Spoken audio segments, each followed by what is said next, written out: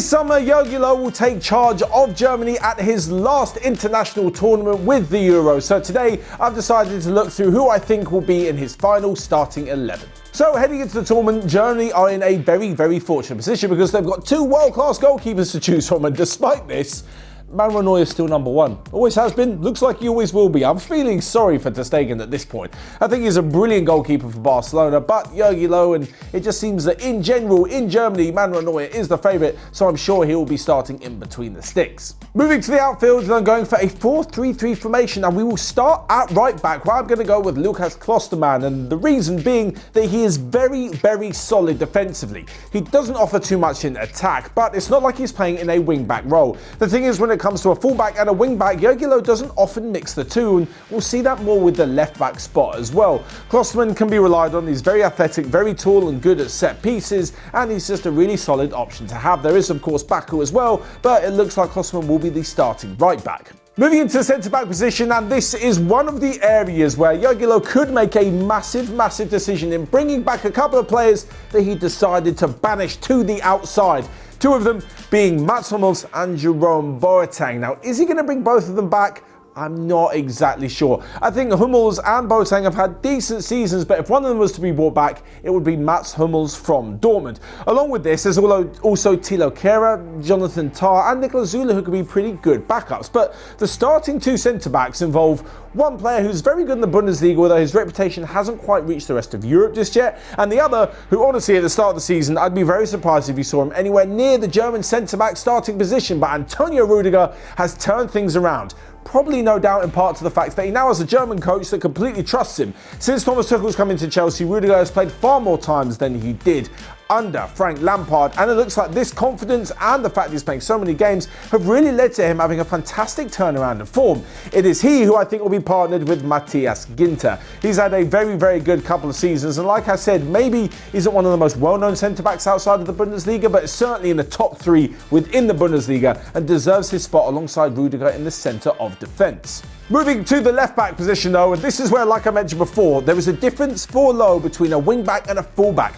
If you think of Robin Gosens at Atalanta and Philipp Max at PSV, both of them are very, very good going forward. They often play in back three or back five systems where they're providing their team's width and they're also getting forward a lot.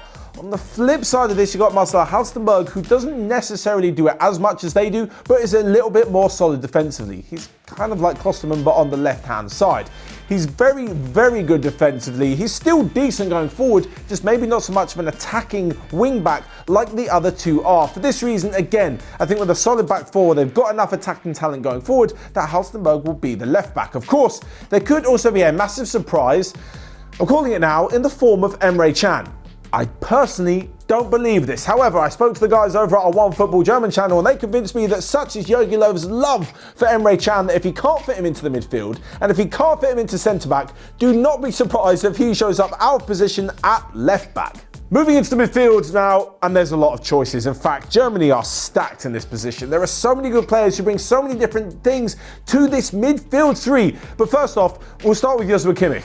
Because if anyone's guaranteed a place in this starting 11, never mind the squad, then it's the Bayern Munich midfielder. Unbelievable, can do absolutely everything, and surely in that slightly deeper defensive midfield role, he is the man. So moving forward, and they've got quite a few good squad players. There's the likes of Florian Neuhaus, Florian Wirtz is a very, very good youngster. There's also Demirbay and Mahmoud Dahoud as well from Dortmund. But for the next two positions in the midfield, I believe there are three main options.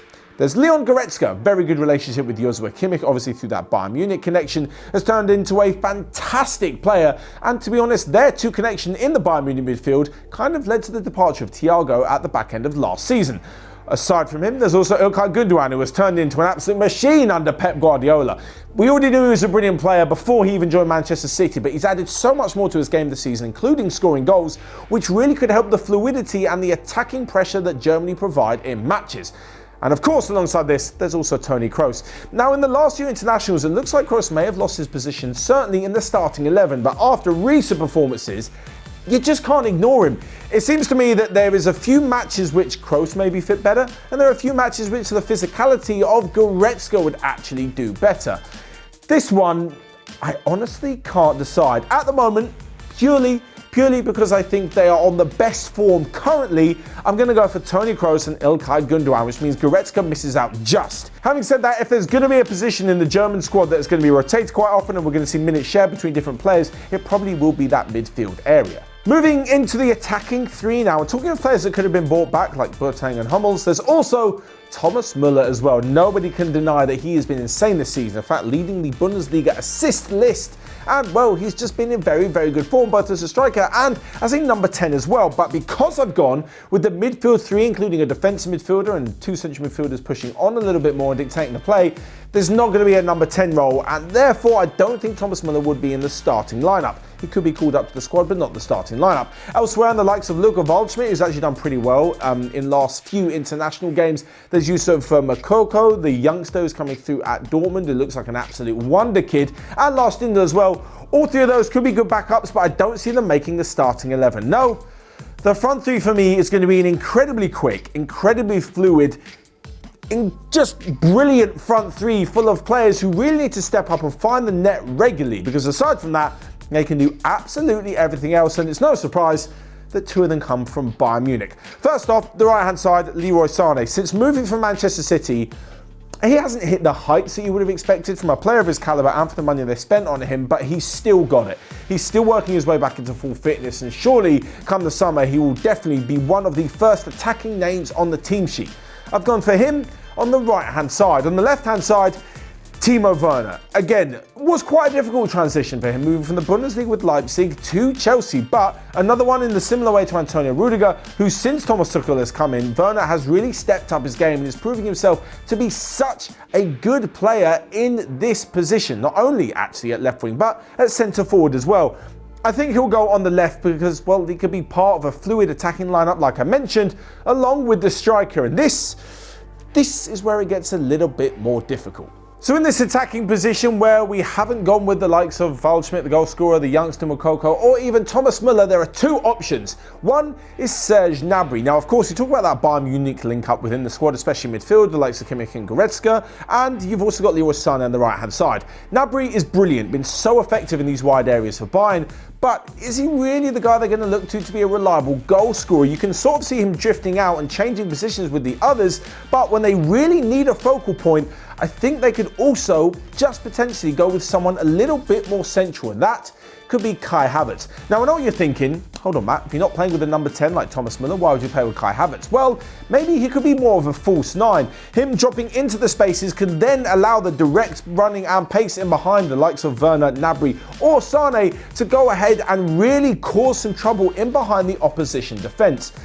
The question is, how is Joachim Low going to play it? And although I think Kai Havertz is phenomenally talented, hasn't had the best season at Chelsea, but he'll definitely get there in the end, I think he's going to go with Serge Gnabry, purely for the experience and the quality that he brings, and also the know-how, especially in the attacking areas with the other players that he's played alongside before. For this reason, I think the front three is going to be Sane, Gnabry and Werner, but Kai Havertz definitely will be playing a very important role as well. Having said all of this, Kevin Volland is actually quite a favourite with Joachim Low as well, so don't be surprised if you see the Monaco forward creep into the starting lineup too, but maybe for some games and not others. If I was picking the best possible strongest 11, I would have to go with the other front three. So there you have it. There is my Germany 11 for Joachim Low's last tournament this summer. You guys let me know your thoughts down below and who else you would have had in the team and the squad. But until next time, I'll see you guys later.